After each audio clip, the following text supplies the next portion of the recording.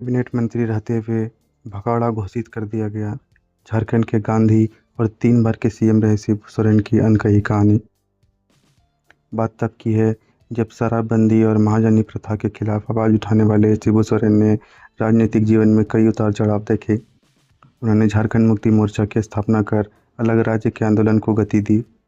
हालांकि चिरुडी कांड और शशिनाथ झा हत्याकांड जैसे विवादों से भी उनका नाम जुड़ा है, लेकिन बाद में वे बरी हो गए और 3 बार मुख्यमंत्री भी बने। शराबबंदी और महाजनी आंदोलन के नायक शिबू सोरेन ने अपने राजनीतिक और सार्वजनिक जीवन में कई उतार चढ़ाव देखे हैं। झारखंड के गांधी समझे जाने वाले दिसोम गुरु के नाम से लोकप्रिय जन नेता शिबू सोरेन का एकीकृत बिहार के हजारीबाग स्थित नेमरा गांव में 11 जनवरी 1944 को हुआ था। वर्तमान में झारखंड के रामगढ़ जिले में नेमरा गांव में जन्मे शिबू सोरेन की प्रारंभिक शिक्षा गांव में ही हुई। शिबू सोरेन के पिता सोबरेन सोरेन साधारण किसान थे और माता सोनामणि सोरेन कुशल गृहिणी थी। फिर भी उस ज़माने में भी हम अपने बच्चे को बेहतर शिक्षा दिलाने के लिए कृत संकल्पित थे। इसलिए उन्होंने अपने बच्चे को बेहतर शिक्षा दिलाने के लिए गांव से गोला में दाखिल करा दिया और बड़े पुत्र राजा राम सोरेन और शिबू सोरेन को स्थानीय छात्रावास में रख दिया। उनके खाने पीने की भी सामग्री घर से भेजने जाने लगे। दबंग महाजनों ने घने जंगल में उनके पिता की हत्या कर दी थी। इसी क्रम में एक दिन उनके पिता अहले सुबह अपने गांव के एक पड़ोसी के साथ शहर में रहकर पढ़ाई करने वाले बच्चे के खाने पीने की सामग्री पहुंचाने के घर से निकले थे। इसी बीच गांव के दबंग महाजनों ने उन्हें घने जंगलों में भरे सुनसान रास्ते में अपने पिता की निर्मम हत्या कर दी। इस घटना ने मासूम शिबू सोरेन सहित पूरे परिवार को झकझोर कर रख दिया। अपने पिता की हत्या से आहत बालक शिबू सोरेन ने महाजनों के शोषण और अत्याचार से समाज को मुक्त कराने का संकल्प ले लिया और घर बार छोड़कर महाजनों के शोषण से जूझ रहे लोगों को एकजुट कर निकल पड़े। परिवार की जीविका के रेल लाइन निर्माण परियोजना आदि में मजदूरी करने लगे। इसी दौरान वे महाजनी प्रथा उन्मूलन को लेकर लोगों को जागरूक करते रहे। पिता की हत्या के बाद वे अपने परिवार को खेती के काम में भी मदद करते रहे। पिता सोबरेन सोरेन की हत्या की घटना ने उनके जीवन की दिशा ही मोड़ दी और वे इस प्रथा से त्रस्त लोगों को मुक्त कराने में वास्तव में सामाजिक कार्यकर्ता के रूप में गांव-गांव का भ्रमण करने लगे। उन्होंने पहली बार पोखरिया गांव में आश्रम स्थापित किया। इसी क्रम में उन्होंने धनबाद के टुंडी इलाके के पोखरिया गांव में आश्रम स्थापित किया और समाज में व्याप्त महाजनी प्रथा और शराब के प्रचलन जैसी कुरीतियों से निजात दिलाने को लेकर समाज को जागरूक करने का अभियान शुरू किया। इसी क्रम में आज़ादी के बाद से छोटा नागपुर और संथाल परगना अब झारखंड की हो रही अपेक्षा से निजात दिलाने के लिए विनोद बिहारी महतो, प्रख्यात मजदूर नेता ए.के. राय और शिबू सोरेन की पहल पर 1972 में झारखंड मुक्ति मोर्चा का गठन कर अपने राजनीतिक जीवन की शुरुआत की थी। शिबू सोरेन ने संथाल परगना को अपनी कर्म भूमि बनाया।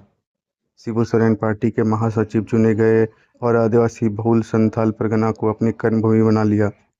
संथाल परगना के जंगल व पहाड़ों के बीच अवस्थित गांव में रहने वाले महाजनी प्रथा की चक्की में पीस रहे लोगों में हुंकार भरने लगे। इसी क्रम में वो 23 जनवरी 1975 के जामताड़ा जिले के चिरुडी गांव में बाहरी लोगों यानी कथित रूप से दिकू कहने वाले बाहरी लोगों को खदेड़ने के लिए आयोजित एक सभा में शामिल हुए। चिरुडी कांड में शिबू सोरेन समेत 28 लोगों के खिलाफ मुकदमा भी चलाया। उनकी सभा के बाद चिरुडी में भारी तादाद में उपस्थित लोगों की भीड़ ने हिंसक रूप ले लिया। इसमें 11 लोग मारे गए थे। इस मामले में दिसोम गुरु शिबू सोरेन सहित 68 अन्य लोगों के साथ हत्या का अभियुक्त बनाया गया। लेकिन करीब 3 दशक तक चले इस मामले में न्यायालय ने शिबू सोरेन सहित कई अपराधियों को बरी कर दिया। 1970 में टुंडी विधानसभा क्षेत्र से निर्दलीय चुनाव मैदान में उतरे। इससे पहले शिबू सोरेन पहली बार 1977 में टुंडी विधानसभा क्षेत्र से निर्दलीय चुनाव के लिए मैदान में उतरे थे, परंतु वो चुनाव हार गए। 1980 में वे स्वयं दुमका लोकसभा क्षेत्र से पहली बार तीर धनुष चुनाव चिन्ह पर निर्वाचित हुए और सांसद बन गए। इसी साल 1980 के जून महीने में हुए बिहार विधानसभा चुनाव के खासकर संथाल परगना के 18 सीटों में से 18 सीटों पर झामुमो के जीत का सेहरा अपहन कर इस क्षेत्र की जनता ने करीब 4 दशक से शिथिल पड़े झारखंड अलग राज्य की मांग पर मुहर लगा दी। इसी समय झारखंड के गांधी शिबू सोरेन के नेतृत्व में अलग झारखंड राज्य का आंदोलन जोर पकड़ लिया। कपकपाती ठंड भरी रात में भी भारी तादाद में इस क्षेत्र के लोग दिसोम गुरु की एक झलक पाने और उनके भाषण को सुनने के लिए रात भर सभा स्थल पर जमे रहते थे। देश में शायद ही ऐसा कोई नेता होगा जिनके भाषण को सुनने के लिए 2-3 बजे रात तक इकट्ठा होता था, लेकिन दिसोम गुरु शिबू सोरेन का एक ऐसा करिश्माई व्यक्तित्व थे जिन्होंने देखने और सुनने के लिए रात भर लोग जमे रहते थे। गुरुजी हालांकि 1984 में चुनाव हार गए थे, लेकिन 1989 में वे फिर दुमका से सांसद चुने गए और 1991 और 1986 में भी लगातार चुनाव जीतते रहे। लेकिन 1998 में भाजपा के बाबूलाल मरांडी से महज 13,000 वोट से चुनाव हार गए। इसके बाद वे राज्यसभा के सांसद चुने गए और 2 जून 2002 तक वे राज्यसभा के सदस्य बने रहे।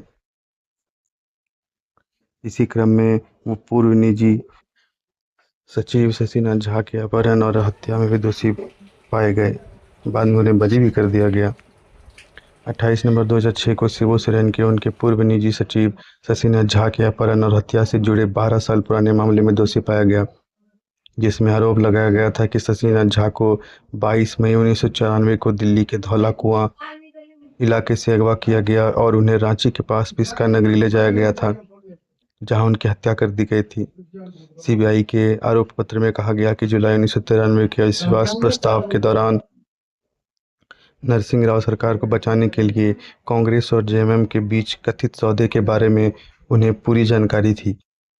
आरोप पत्र के अनुसार शशिनाथ झा को अवैध लेन देन के बारे में पता था और जिन्होंने शिबू सोरेन से इस राशि में से एक बड़ा हिस्सा मांग लिया था। इस मामले की वजह से तत्कालीन प्रधानमंत्री मनमोहन सिंह की ओर से शिबू सोरेन को केंद्रीय कोयला मंत्री पद से भी इस्तीफा देने की मांग सामने आई। भारत सरकार के किसी केंद्रीय मंत्री द्वारा हत्या में संलिप्तता का दोषी पाए जाने का यह पहली बार का मामला था। आज से पहले किसी भी इतने बड़े नेता के ऊपर इस तरह का मामला नहीं लगा था। दिल्ली की 30 हजारी कोर्ट ने 2006 में शिबू सोरेन के आजीवन कारावास की सजा सुनाई। दिल्ली की एक अदालत ने उनकी जमानत याचिका को यह कहते हुए खारिज कर दी और विस्तृत सुनवाई के बाद दोषी ठहराया गया और दिसंबर 2006 में सजा सुनाई गई। जामताड़ा के चिरोडी सामूहिक हत्या मामले में 25 जून 2007 को शिबू सोरेन को झारखंड के दुमका स्थित जेल लाया जा रहा था। तभी उनके काफिले पर बम से हमला हुआ, लेकिन इसमें कोई हताहत नहीं हुआ। हालांकि कुछ महीने बाद ही दिल्ली उच्च न्यायालय ने 23 अगस्त 2007 को 30 हजारी जेल न्यायालय के फैसले को खारिज कर दिसोम गुरु शिबू सोरेन को यह कहते हुए बरी कर दिया कि ट्रायल कोर्ट का विश्लेषण विश्वसनीय और टिकाऊ नहीं है। बाद में इसी साल 2007 में जामताड़ा की एक अदालत ने चिरोडी सामूहिक हत्याकांड और गिरिडीह के जिले की एक अन्य मामले में भी उन्हें बरी कर दिया। कई मामलों में रिहा होने के बाद दिसोम गुरु शिबू सोरेन केंद्र में एक बार कोयला और एवं खनन मंत्री और 3 बार राज्य के मुख्यमंत्री भी बने, लेकिन विभिन्न कारणों की वजह से उन्हें कुछ महीनों से अपने पद से इस्तीफा देना पड़ा।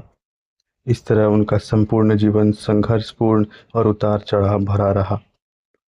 तो इस कहानी से आपको क्या सीख मिलती है, कमेंट करके ज़रूर बताएं। और इस तरह की कहानी अगर आपको और आगे भी सुननी है तो ये भी कमेंट करें। साथ ही अगर आपने अभी तक मेरे चैनल को लाइक नहीं किया है तो पेज को लाइक करें और सब्सक्राइब नहीं किया है तो पहले सब्सक्राइब करें। साथ ही बेल आइकन को भी दबा लें ताकि हर आने वाली नोटिफिकेशंस आपको मिलती रहे। जोहार, जय हिंद, जय भारत।